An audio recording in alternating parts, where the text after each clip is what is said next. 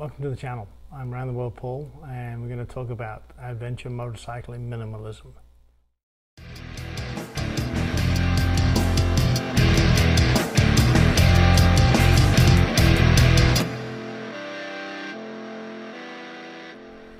Minimalism is something that's kind of misunderstood. When you say the word minimalism, people think that what you're talking about is just taking or using the least amount of anything. Minimalism is kind of that, but it isn't kind of that. The actual description for minimalism is actually, it's not the lack of something, it's the perfect amount of something. So how can this work for you when you're going on a trip, whether it's a weekend, a week, a month, 6 months, a year, indefinitely, like me? How is this going to help you? So I'm going to describe this, and it's kind of more of a way of thinking, and it's going to work out differently for everybody. But hopefully with this, what you'll do is you'll pack less, you'll spend less, you'll travel more, you'll experience more.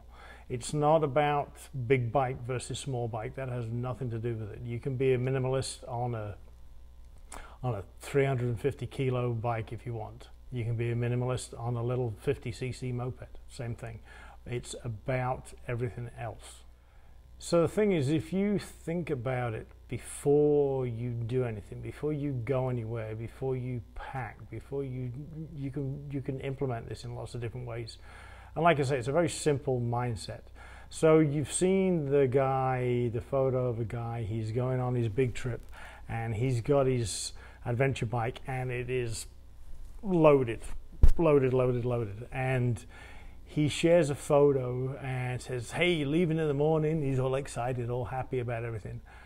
And if you scroll down the comments, guaranteed, maybe even the first comment, but at least a few comments down, you got too much stuff, should have taken a car, have you got the kitchen sink, blah, blah, blah, etc., etc. So he's comfortable. He's taking what makes him feel comfortable for where he's going. But if he's overloaded and he is going on a trip, let's say for 6 months, let's say he's going from the States down to Patagonia, chances are after the first day, the first week, the first month, he's either going to be throwing stuff away, giving stuff away, or mailing it home. So this is a way to think about that before you do anything, before you even, maybe even before you even buy your luggage. So so we'll talk about luggage as a for instance. So packing, do you pack for every eventuality? Some people do, some people don't. Some people, they just want to take the risk and go and not even think about it. But the thing with packing for every eventuality means that you, besides having a lot of stuff, you spend money. So if you're spending money, that means that's money that could be for your trip. So you can't cover every eventuality. And it's been said by more than a few people, the adventure happens when you break down. That's when the fun starts. Now think of this another way. If you do break down and you get rescued to the nearest town, nearest city, whatever it may be, and you can't get what you need right there and you can't seem to get it within the country that you're in, then think about it as there's nowhere on the planet that you can't get to within roughly 24 hours. So you're only 24 hours away from a potential rescue, new parts, whatever it may be. I mean, there is always a way out of it. So basically when you leave, just leave with an open mind. So another part about minimalism and travel, long distance travel, what you'll find is nobody ever comes back from a long trip and says, I wish I had a heavier bike. I wish I'd taken more equipment that was heavier that made the bike harder to pick up. It's just not going to happen. So you just got to assess what you have. And for me, what I do is before I'm going anywhere, I'll lay everything out and look at it and consider, what do I need? What don't I need? and then I'll go away and I'll leave it. I'll take off what I don't need and I'll leave it, and then I'll come back a few hours or a day or so later, look at it again, and you're looking at it with fresh eyes. And then, like I said earlier with minimalism, it's not the lack of something, it's the perfect amount of something. So let's say, for example, clothing, let's say t-shirts. So for me, I carry 2 t-shirts, and people are going to say, well, that's not enough, I need more of a change of clothes. So along with those 2 t-shirts, I have 2 t-shirts, I have a mid-layer shirt, I have a shirt that I wear for riding, an overshirt, and then under that I have an undershirt. So I actually have 5 pieces. Then I actually have like a heated waistcoat, so now I'm at 6, and I have a jacket. So I actually have 7 layers for the top. So do I need to carry 5, 6, 7 t-shirts? The answer to that for me is no, because the simple thing is, so I have my 2 t-shirts, and when I get bored of them or I lose one in the wash or whatever it may be, I go to the store and I buy another one. So why carry? I can only use one at a time. So I can rotate literally every day for a week if I wanted to on how my appearance looks. If your appearance is very important to you, that you don't want to be seen in the same clothes, every time you take a photo, then you're going to take more stuff. But again, it goes back to it's not the lack of something, it's just the perfect amount of something. So for me, the perfect amount when I'm talking about t-shirts is 2. For you, it might be 3. For you, it might be 1. I don't know. Might be a dozen. I don't know. But then when you do that and you look at that and you go through all your gear, so you go through pants, shorts, shoes, socks, underwear, headwear, sunglasses, and you start packing it up, your luggage gets bigger and bigger and bigger.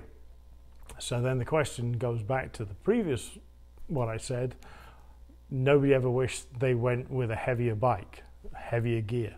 So the more that you want to tolerate for how things are and what's the perfect amount for you, that is what can determine where you go. It can determine because the size of the bike that you ride and the amount of luggage that you carry. So obviously the less that you carry, the easier it is the bike to ride in difficult conditions. So again, minimalism it'll play a certain role in the places that you're going to see. So how would minimalism come into finances? So the lack of something or the perfect amount of something. If you think about riding, do you want your trip to be just about the riding? You want to get up first thing in the morning, early as the sun comes up, you want to get on your bike, you want to go, you're going to ride until the sun goes down. And if you do that, then your big expense is going to be your fuel. For me, I like to leave late, arrive early. And there's reasons for that. Minimalism with your riding style. Do you want to just be riding? Nothing but riding. That's what you want to do. So I want to get up when the sun comes up. I want to ride until the sun goes down. That is going to be, your big expense is going to be your fuel, because chances are you're going to empty your tank every day, twice a day, depends on what you ride. For me, I don't do that. I don't like to ride like that. I would rather leave late, arrive early. So my reasons, and you might not have thought about this, but my reasons for that is quite simple. That if I arrive early, I'm getting there in the daylight, so I always see everything because I'm always in the daylight. Chances are of finding somewhere to stay, if I'm going into a campground or a hotel or hostel or whatever, that there's space because it's earlier on in the day. I get the pick of places, I get the best pick of places, and then I can go out and I can see wherever I am, whether it's I'm in the mountains, whether I'm in the desert, whether I'm in a town, a city, whatever it may be. I get to see that place from my arrival until the sun goes down. And for me, I'm a photographer, so that means I get to see, I get golden hour, I get the best part of the day. and I get to see the place I'm at and how things are in that location. So then I go to sleep, get up in the morning, and instead of just packing up and going, now I either make breakfast, go find some breakfast, and I experience the place in the morning. So the only thing that I'm missing out on is the few hours stuck in the middle of the day, which most places are hectic, or if it's the case you're going for photography, are not a great time. So I use that time in my situation not to be sitting still. So that's my riding time. So again, it's not I'm not lacking my riding, I'm picking the perfect amount for me. So for you pick what that is. And then when it comes to finances, anybody that goes on a long trip, when they come back, they're not going to say to you, oh, I wish I went faster. It's always, I wish I had more time, I wish I went slower. And the thing about slow travel is, like I just previously mentioned, you see more, you actually spend less, you see more, you get immersed more. So again, it's not the lack of something, it's the perfect amount of something. So you actually gain, by doing less, you actually gain more. So again, another way to look at it. So you might be doing this already without even realizing it, but if you go on a longer trip, and I'm talking 3 months or more, generally kind of 3 months to 3 years, what you'll find is most people that travel, when they're gone about 6 weeks or so, they start to realize that everything that they have that's at home, they don't really need, because everything that they need is on the bike. So you're set up for every scenario, for every season. It doesn't matter what the weather, if it's boiling hot, freezing cold, if it's torrential rain, if it's sandstorm, whatever, you have what you need with you.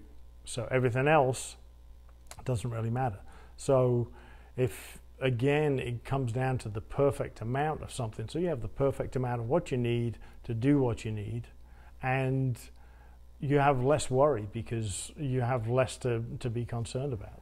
So keep in mind that my perfect amount of something may not be your perfect amount of something, or somebody else's perfect amount of something, but just think about it when you're setting yourself up and ready to go. So not the lack of something, the perfect amount of something. So is the perfect amount of something 1 inner tube, 2, 3 inner tubes? Is it a full socket set, or is it broken down into just a couple of sockets? Is it having $500 in your pocket every day? Is it having $5 in your pocket every day? Everybody's different, so you can't critique anybody because everybody learns in their own way. This is just a way that I'm just letting you know, just to make you think a little bit before you go, and which in turn will help you possibly pack less, spend less, travel more, and immerse more. So hopefully that's helpful, and I'll see you in the next one.